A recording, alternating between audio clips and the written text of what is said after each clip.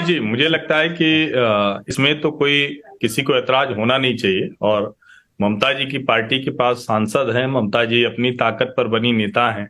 वो किसी की बैसाखी पर रही नहीं। कभी ऐसा नहीं हुआ कि वो भारतीय जनता पार्टी से समर्थन ले रही हो या कांग्रेस से ले रही हो या कम्युनिस्टों से ले रही हो। हम्म। जो नीतीश जी का व्यक्तित्व है वो तो पूरी तरह से परजीवी व्यक्तित्व है ना। वो अपनी ताकत से तो वो चुनाव जीतते नहीं रहे। तो ममता जी से नीतीश जी की तुलना होनी भी नहीं चाहिए और किसी भी तरह से ठीक नहीं, पहली बात। दूसरी बात यह कि अगर नीतीश कुमार जी सचमुच और मुझे अच्छा लगता कि अगर जब वो भारतीय जनता पार्टी को इस बार छोड़कर गए थे तो वो कहते कि तेजस्वी जी हमारे नेता हैं। और मैं इसमें कोई गलत नहीं देखता, भारतीय जनता पार्टी के लोग उनके ऊपर आरोप लगा रहे हैं, लेकिन मुझे लगता है कि अच्छा होता है, एक नौजवान नेतृत्व है, इतनी सीटें लेकर आए हैं।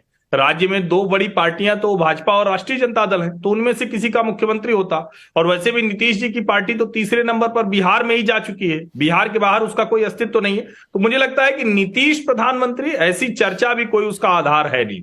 अब दूसरी जो महत्वपूर्ण बात है, जब वो कहते हैं कि तेजस्वी 2025 में अगुवाई करेंगे, तो इसका मतलब यही हुआ ना कि एक नौजवान नेता जो उनके साथ पहले भी उप मुख्यमंत्री रह चुका हो, अभी भी वो उसको कुर्सी नहीं देना चाहते। इतना सत्ता लोभ, इतनी सत्ता लोलुपता रखने वाला नेता राजनीति में सबको एक कर सकेगा, ये मुझे लगता नहीं। ये नहीं, तो यहां पर ये सवाल उठता है हर्षवर्धन जी कि 2025 में तेजस्वी लीड करेंगे, ये बात कहकर नीतीश कुमार ने तेजस्वी का कद बढ़ा दिया कि 2025 तक अपनी कुर्सी बचा ली है।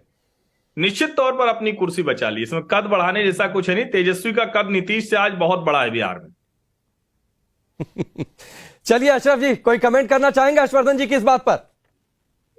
हर्षवर्धन जी पता नहीं, पत्रकार हैं, मैं बहुत ज्यादा इनको जानता नहीं हूँ और पता नहीं ये तो खुद ही समझते होंगे कि नीतीश कुमार ने 3 मरतबा मुख्यमंत्री बने तो किसी की दया पे तो बने नहीं, मतलब कई मरतबा मुख्यमंत्री बने, अपनी ताकत से बने हैं। इनकी वजह से भारतीय जनता पार्टी को जरूर ताकत बिहार में मिल गई। अब उनको पता चलेगा, भारतीय जनता पार्टी जब अलग लड़ेगी और जहां महागठबंधन लड़ेगा तो मालूम पड़ेगा अगले लोकसभा में और आने वाले 2025 में। मैं आपसे बता देना चाहता हूं कि नीतीश कुमार जी स्वयं उम्मीदवार नहीं है, ये मैंने आपको पहले बिगनिंग में बता दिया। उनकी ख्वाहिश नहीं है। हाँ, हम जैसे लोगों की ख्वाहिश है। अशरफ जी, एक ऐसा मौका बता दीजिए जब नीतीश कुमार ने अपने दम पर सीएम की कुर्सी हासिल की हो। अटल बिहारी वाजपेयी जी कैसे बने थे? नहीं, आपने कहा ना, मैं यहाँ पर मोदी जी कैसे बने? अरे तो स्वीकार करिए ना कि अकेले अपने दम पर नहीं बन सके सीएम। आपने कहा कि अपनी ताकत के दम पर वो सीएम बने। हर बार दल बदल कर उन्होंने मुख्यमंत्री बने और वो कब किससे उन्होंने नाता तोड़ा, ये लगातार हमने टेलीविजन स्क्रीन पर रखा हुआ है। तो आपने जो कहा कि अपनी ताकत के दम पर सीएम बने, मैं उस बात वो सिर्फ काउंटर कर रहा था। मेरी बात सुनिए, आप मेरी बात सुन लीजिए जरा। राकेश जी सुनिए, मैं 1991 में पहली मरतबा एमपी बना हूँ, समझ गए ना।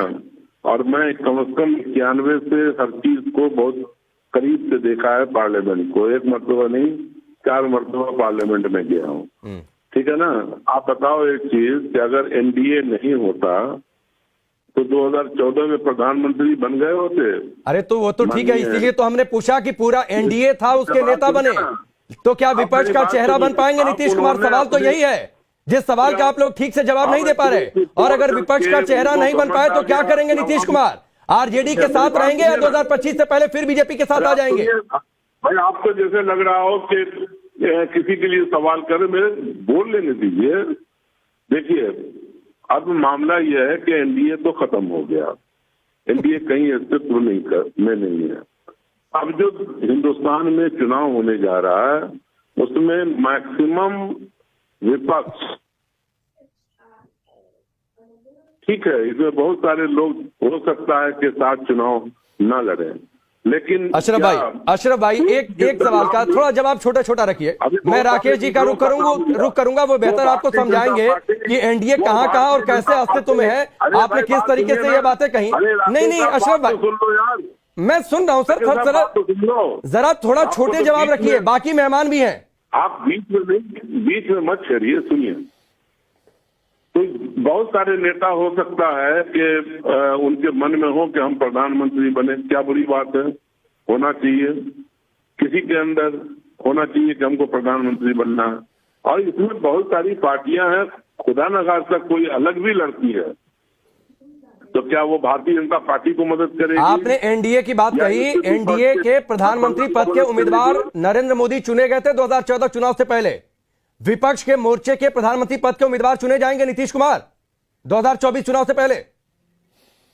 भाई आप इतनी जल्दी में क्यों? अभी अरे आपने ये बात कही ना, राकेश जी इनकी बात का जवाब दीजिए। कह रहे हैं एनडीए अस्तित्व में नहीं है। मैं पूछ रहा हूं प्रधानमंत्री पद का उम्मीदवार, आता हूं हर्षवर्धन जी, आता हूं हर्षवर्धन जी। ये कह रहे हैं प्रधानमंत्री पद का उम्मीदवार एनडीए ने तो अपना चेहरा चुन लिया था, ये लोग चेहरा चुनने की स्थिति में नहीं है। He is not the candidate for PMship, आप समझ लें। वो